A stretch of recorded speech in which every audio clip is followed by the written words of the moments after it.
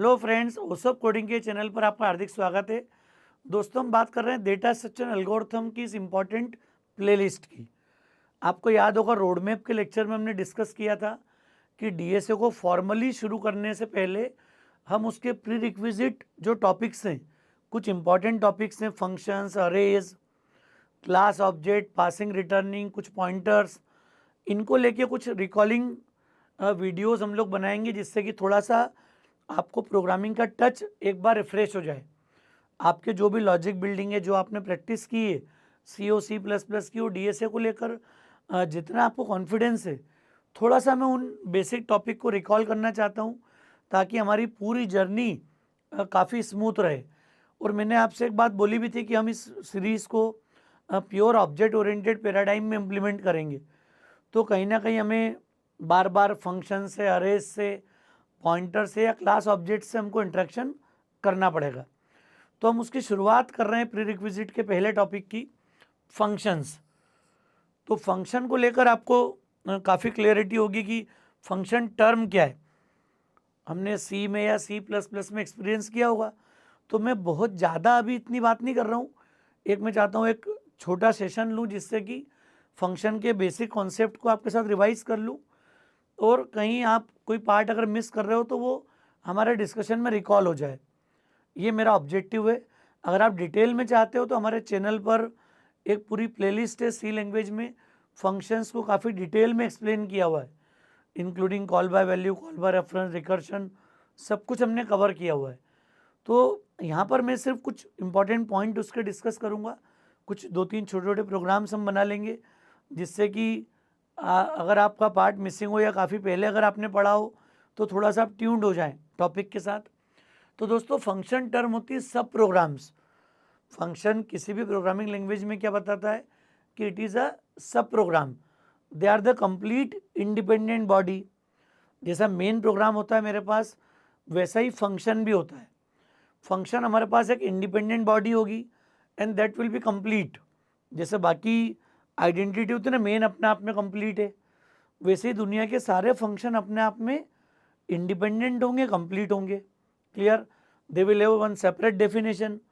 और जब मैं अपनी प्रोग्रामिंग प्रैक्टिस में फंक्शन या सब प्रोग्राम की बात करता हूँ, तो इस कॉन्सेप्ट को हम बोलते हैं मॉड्यूलर प्रोग्रामिंग अप्रोच। मतलब किसी बड़े काम को छोटे छोटे पार्ट में अगर डिवाइड करना हो, तो फिर ये मॉड्यूलर प्रोग्रामिंग अप्रोच यहाँ पर काम करती है।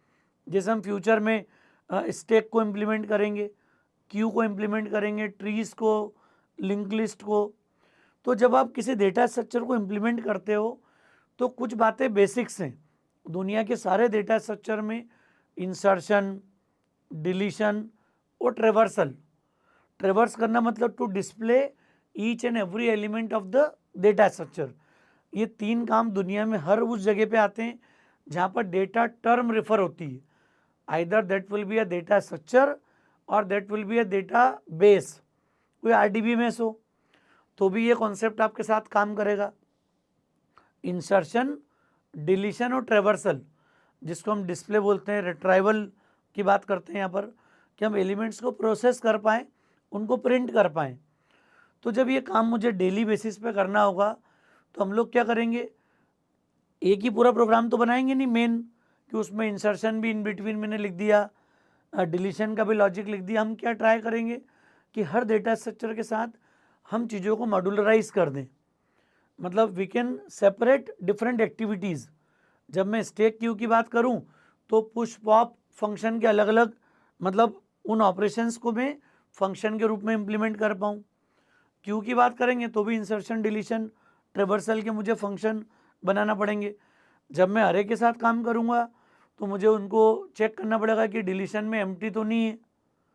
जब मैं इंसर्ट करूंगा, पुश करूंगा, इंसर्ट करूंगा, तो मैं चेक करूंगा फुल तो नहीं है, क्योंकि अरे के साथ में लिमिटेशन होगी डेटा की, जो कि हमारा अभी तक नॉलेज है अरे को लेके, कि बीइंग ए स्टैटिक वेरिएबल, उसके साथ लिमिटेशन होगी कि एक बार हमने 10, 20, 50 एलिमेंट की मेमोरी क्रिएट कर दी, तो उसके बाद में कोई नया एलिमेंट वहाँ पर इंसर्ट नहीं कर पाता हूँ।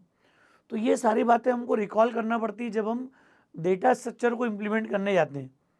और खासकर जब मैं लिंक लिस्ट इम्प्लीमेंट करूँगा, तो मैं इंसर्शन फर्स्ट पोजीशन पे भी कर सकता हूँ, इंसर्शन लास्ट पोजीशन पे भी कर पाऊंगा लिंक लिस्ट के, इन बिटवीन किसी पोजीशन पे कर सकता हूँ। कोई आपने पोजीशन दे दी कि इस एलिमेंट को 5th पोजीशन पे 12th पोजीशन पे जाके इंसर्ट करो इन द लिंक लिस्ट, तो 3 अलग अलग फंक्शन बनाना पड़ेंगे हमको इस काम के लिए। 3 ऑपरेशन 3 फंक्शन, तो जितने तरह के ऑपरेशन होंगे उतने सेपरेट फंक्शन मुझे डिफाइन करना पड़ेंगे। And these implementation of functions will achieve और will target this modular programming approach.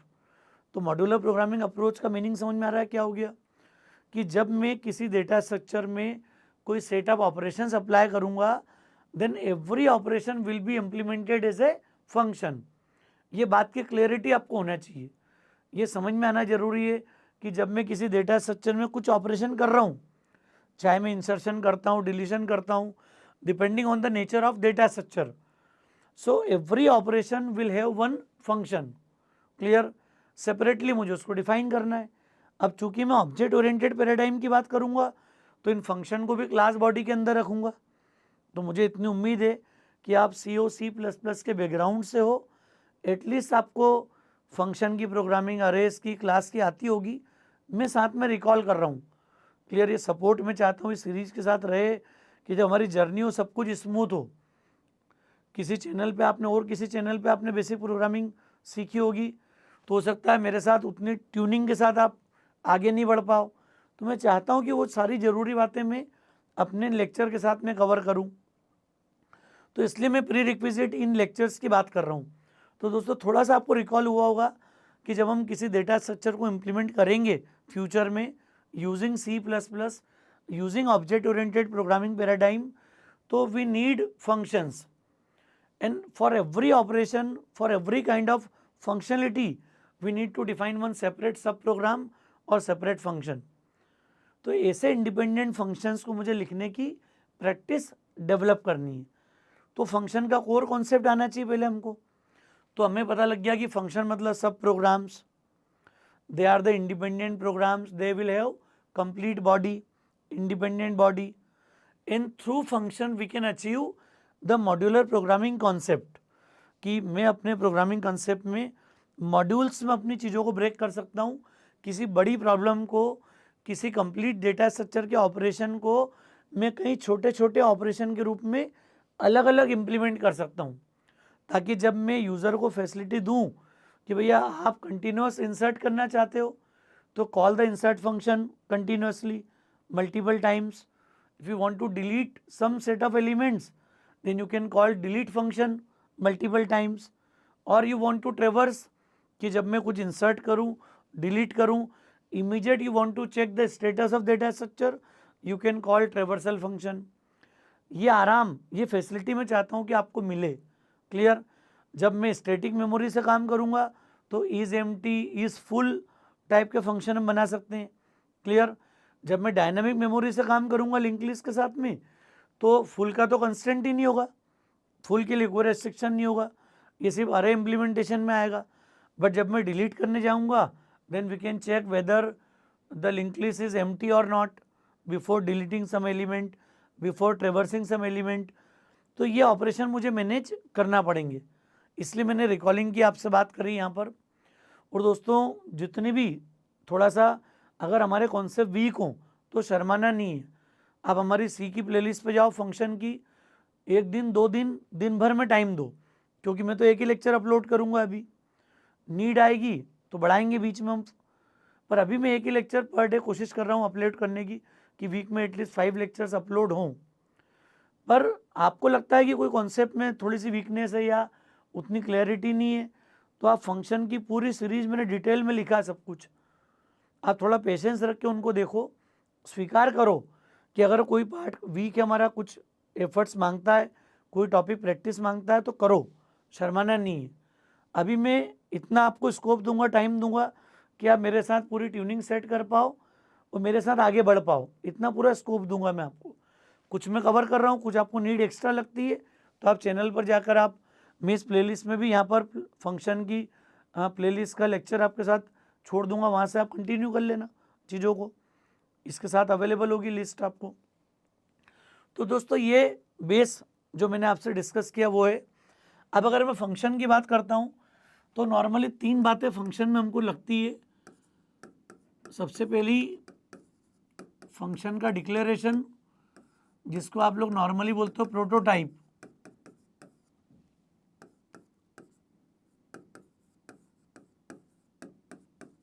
Function calling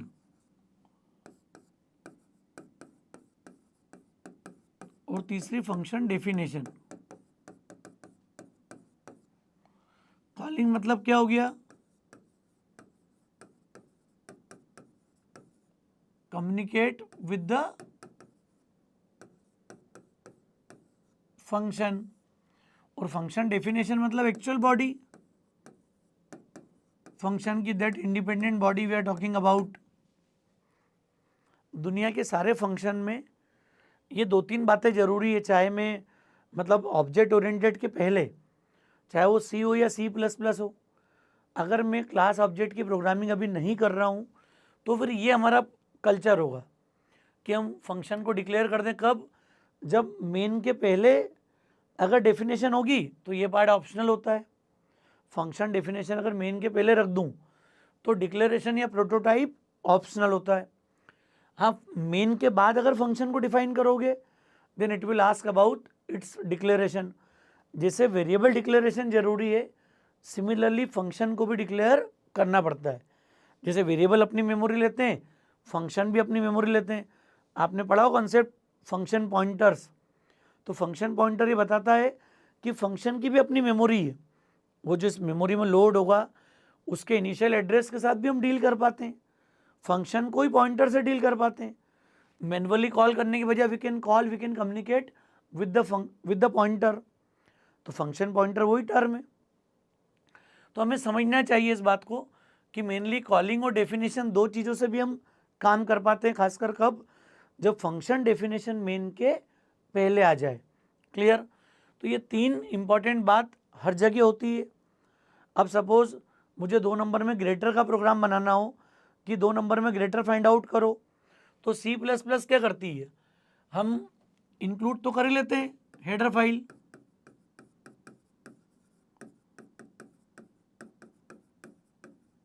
iostream.h या iostream। अगर आप GCC, VS कोड या बाकी टर्बो C++ के अलावा कोई भी विंडो बेस्ड एडिटर आप यूज़ कर रहे हो तो सीधे हम iostream भी लिख पाते हैं .h के बजाय। तो इंक्लूड कर ली हमने। अब 2 नंबर में ग्रेटर निकालना है, मतलब थोड़ा सा कच्चे में काम करने की आदत होना चाहिए। 2 नंबर इनपुट लिए, clear? This is input part. Now what we compare, we check this comparison, a is greater than b or b is greater than a। True और फॉल्स, ट्रू हो तो a रिटर्न कर दूं, false हो तो b return कर दूं।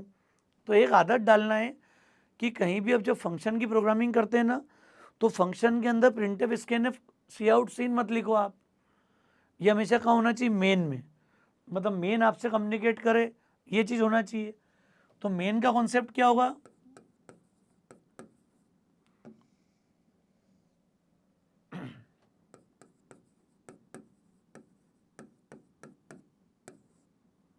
क्या कर देंगे यहाँ पर हम?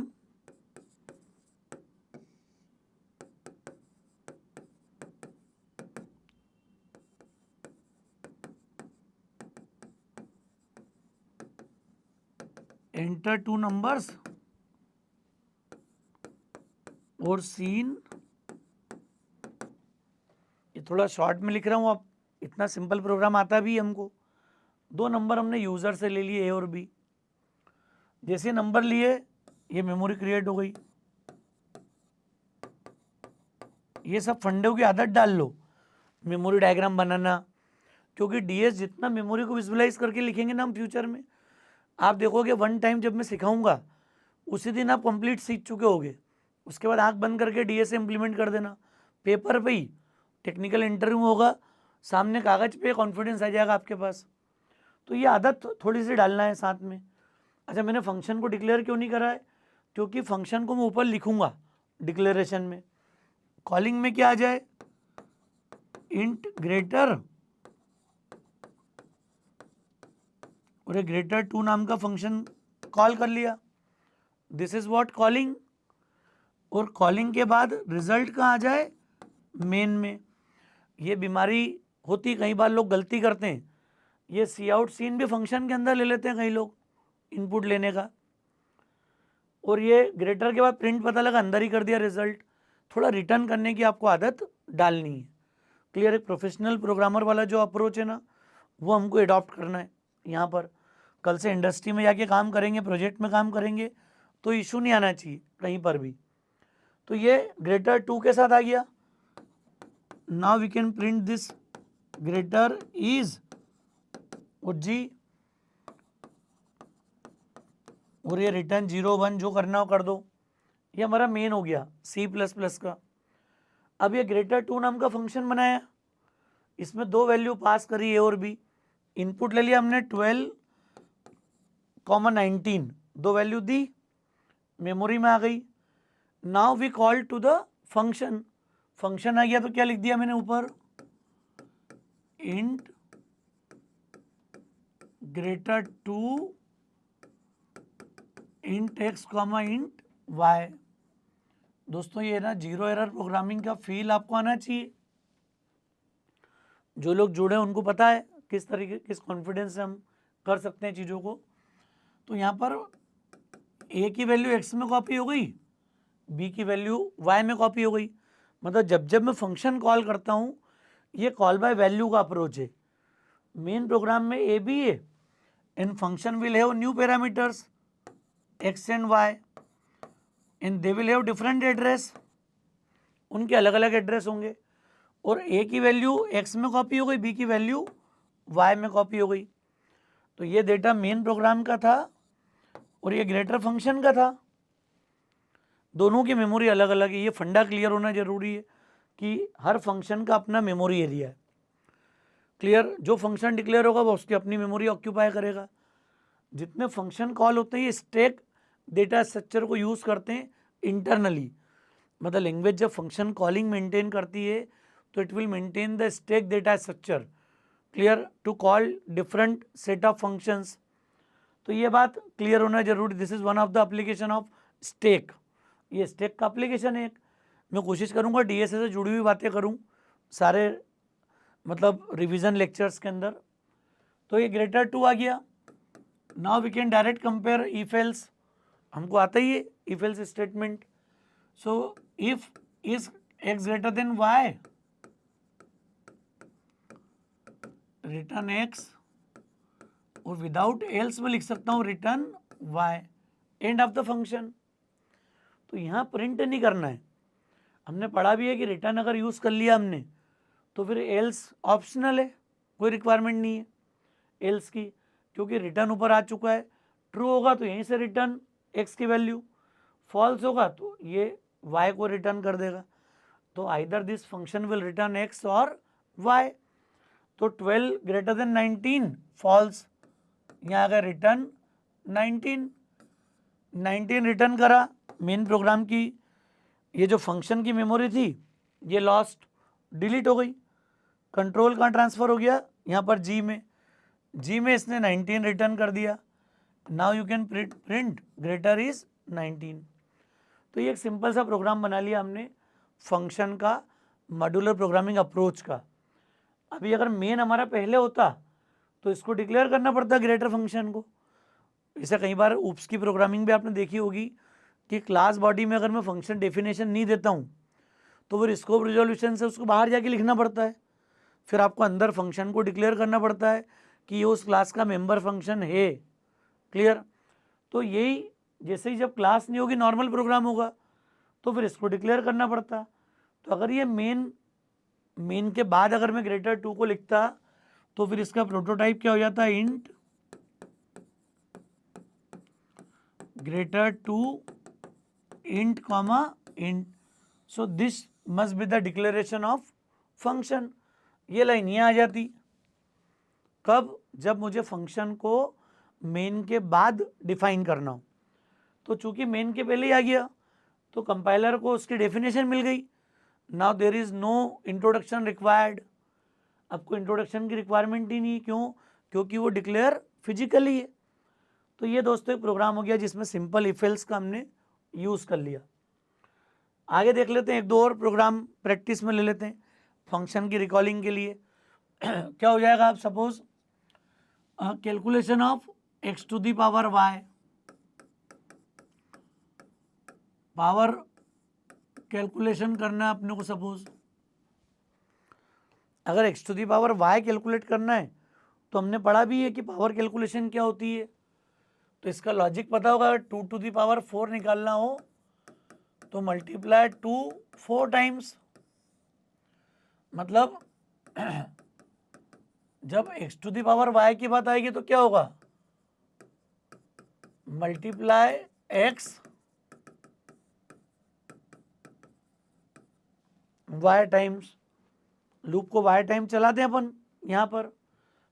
इसके लिए क्या करेंगे प्रोग्राम,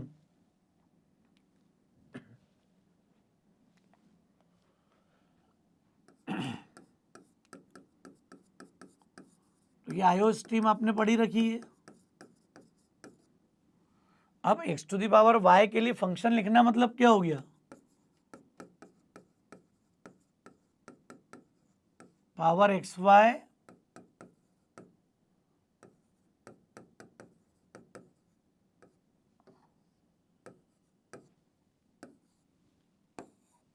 ये डेफिनेशन चाहते हैं फंक्शन की अपन, क्या अब x to the power y calculate कर लो। और मेन क्या हो गया इसका यहाँ पर, अब इसके बाद हम कहाँ गए, इंट मेन।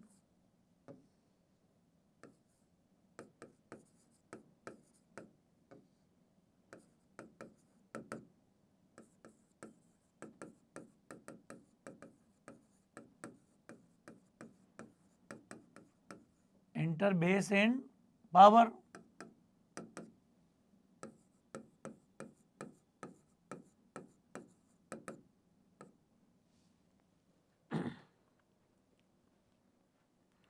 ए और बी इनपुट ले लिया हमने यहाँ पर। जैसे ए बी इनपुट लेंगे पावर फंक्शन कॉल कर लिया हमने,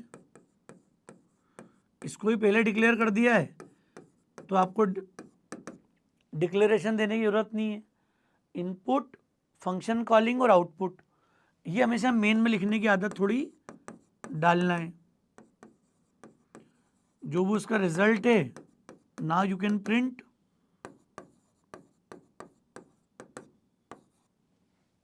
ये सिर्फ रिकॉलिंग है दोस्तों, तो मैं बहुत ज़्यादा डिटेल बात नहीं कर रहा हूँ।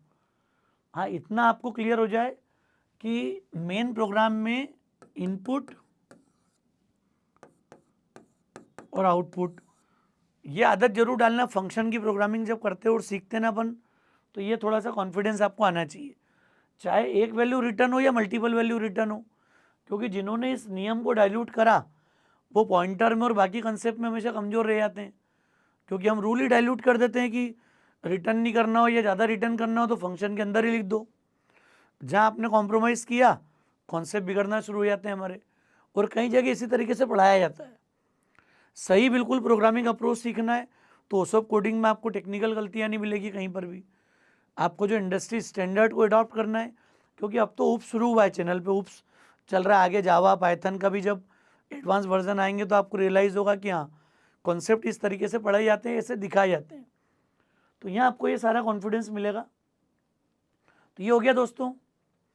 अब फंक्शन लिखना मतलब क्या हो गया पावर कैलकुलेशन के लिए, प्रोडक्ट ले लिया हमने 1, हम मल्टीप्लाई करते हैं ना x into x into x, मतलब सम की बजाय किसको लेना है, प्रोडक्ट को मल्टीप्लाई करना है। तो अब सी प्लस प्लस के हिसाब से लिख दिया हमने इंट I1 कितनी बार, y टाइम्स, अरे एक्स ए की वैल्यू एक्स में आ गई, बी की वैल्यू y में आ गई। Now we can calculate this x to the power y। X to the power y calculate करना है तो 1 से y तक जाए।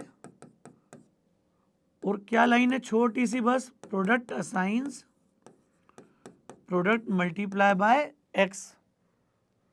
अरे प्रोडक्ट इंटू आई कर देंगे तो फैक्टोरियल कैलकुलेट कर देगा वो, 1 मल्टीप्लाई बाय 2 मल्टीप्लाई बाय 3।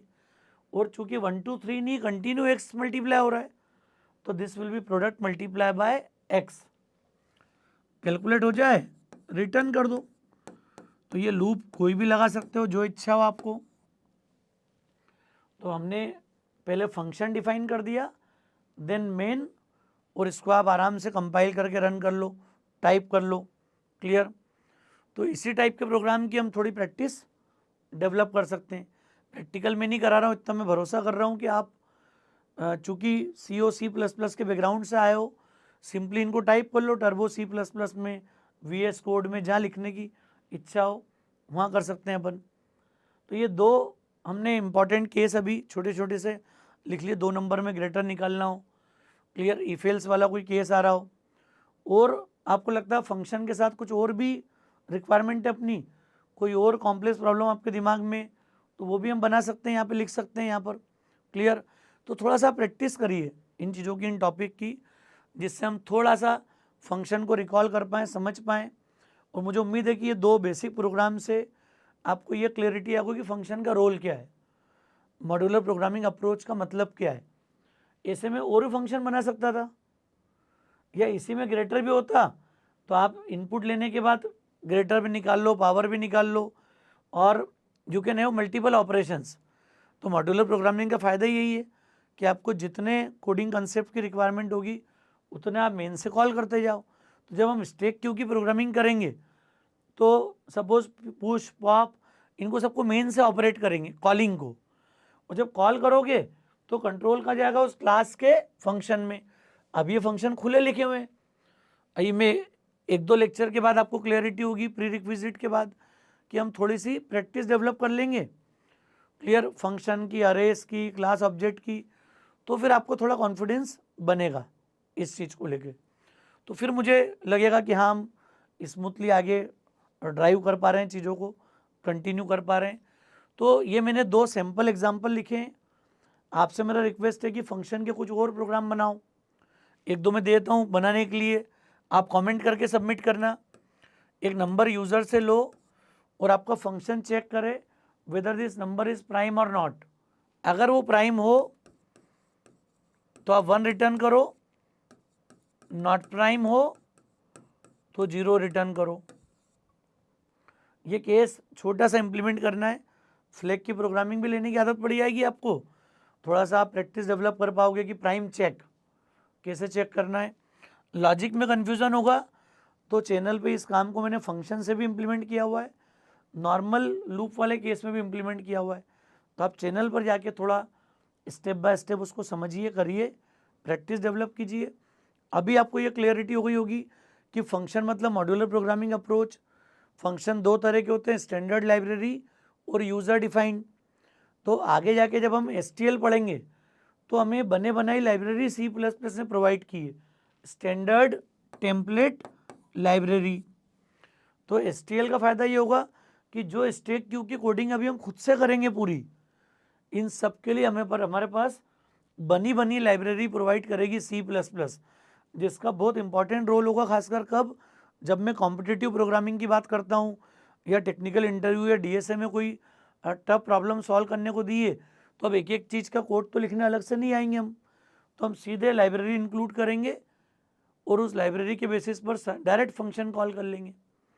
तो इन सब चीज़ों की आदत हमको डालना पड़ेगी। सपोज स्ट्रिंग क्लास अगर मैं इंक्लूड कर रहा हूँ तो स्ट्रिंग क्लास के कई सारे बने बनाए फंक्शंस मिलेंगे। अरेस के लिए STL के अंदर मिल जाएगा वेक्टर। वेक्टर आपको डायनामिक अरे का पूरा फील दे देगा काम करने के लिए। तो ये फ़ायदे मिलते हैं जब हम थोड़ा सा फंक्शंस को लेके फेमिलियर होते हैं, और ऐसे कई सारे फंक्शन को मिलाकर आप खुद की लाइब्रेरी बना लो। एक कुछ mymath.h बना लो एक आप, और उसमें 7-8-10 तरह के फंक्शन बना के रख दो और उनको इंक्लूड कर लो अपने प्रोग्राम में जब रिक्वायरमेंट हो। ये भी कर सकते हैं अपन, खुद की लाइब्रेरी बना लो आप सारी क्रिएट करने के लिए। तो ये फंक्शन का फ़ायदा है, खुद की लाइब्रेरी होगी तो मैं उसको सिंपली इंक्लूड कर लूँगा और इस तरह से कॉल कर करके उनको यूज़ कर पाएंगे अपन अपने प्रोग्राम्स में। तो ये पावर, ये कैपेसिटी मैं चाहता हूँ कि आपके अंदर डेवलप हो जाए, खासकर जब हम DSA को अब आगे जब बढ़ाएंगे उसके पहले थोड़ी सी आप इसकी प्रैक्टिस डेवलप कर लो। तो दोस्तों मैंने 2 एग्जाम्पल लिए, कुछ एक्स्ट्रा बातें की थी कि कैसे DSA के डेटा स्ट्रक्चर को आप फंक्शन या मॉड्यूलर बेस पे यूज़ कर पाओगे। फिर भी अगर कोई डाउट कन्फ्यूज़न होगा तो मैं नेक्स्ट लेक्चर बात करूँगा अरेस के बैकअप की, अरे को रिकॉल करेंगे 1D 2D, उनका क्या रोल है, और प्रोग्रामिंग प्रैक्टिस में उसको कितना इम्पोर्टेंट रोल अरे का होता है, तो वहाँ भी अरे को फंक्शन के साथ इम्प्लीमेंट करूँगा। तो फिर हम बात करेंगे फंक्शन की फिर से एक बार। जब क्लास ऑब्जेक्ट की बात करेंगे थर्ड लेक्चर में, तो अरे फंक्शन दोनों को इंक्लूड करेंगे वहाँ पर, तो जिससे एक प्रॉपर ट्रांजिशन आपका हो जाए स्टैक क्यू लिंक लिस्ट को ऑब्जेक्ट ओरिएंटेड फॉर्म में समझने का। तो दोस्तों मुझे उम्मीद है लेक्चर आपको ठीक लगा होगा, कॉन्सेप्ट ठीक लगा हो तो फ्रेंड्स को ज़रूर शेयर कीजिएगा। ओसोप कोडिंग को अगर आपने सब्सक्राइब नहीं किया है तो चैनल को सब्सक्राइब जरूर करें। डीएसए की सीरीज को लेकर जो भी एक कमेंट हो, जो इम्पोर्टेंट बात आप चाहते हो कमेंट करके ज़रूर बताएं, क्योंकि आप जब कमेंट करेंगे तो ही हमें मोटिवेशन मिलेगा कि बेस्ट से बेस्ट कंटेंट आपके लिए बनाना है। और चैनल पे अगर इस समय तक आप जुड़े हो तो निश्चित तौर पर आप सिंसियर हो। आप जो करियर में जो कैंपस आपके सामने जून जुलाई में आने वाला है उसको लेकर आप फोकस्ड हो, तो फिर आपको इसका बहुत बड़ा फ़ायदा मिलेगा। जो आने वाले कैंपस रिक्रूटमेंट हैं उन कंपनीज़ को कॉन्फिडेंस से क्रैक कैसे करते हैं, ये पूरी प्रिपरेशन में इस सीरीज के साथ कराते रहूँगा आपको। आप मेरे साथ जुड़े रहें, पर जितना इंटरेक्टिव होगे, आप जितना कमेंट करके बताओगे उतना आपके लिए फ़ायदा है, हमारे लिए भी वो मोटिवेशन का काम करेगा। तो दोस्तों थैंक्स अ लॉट।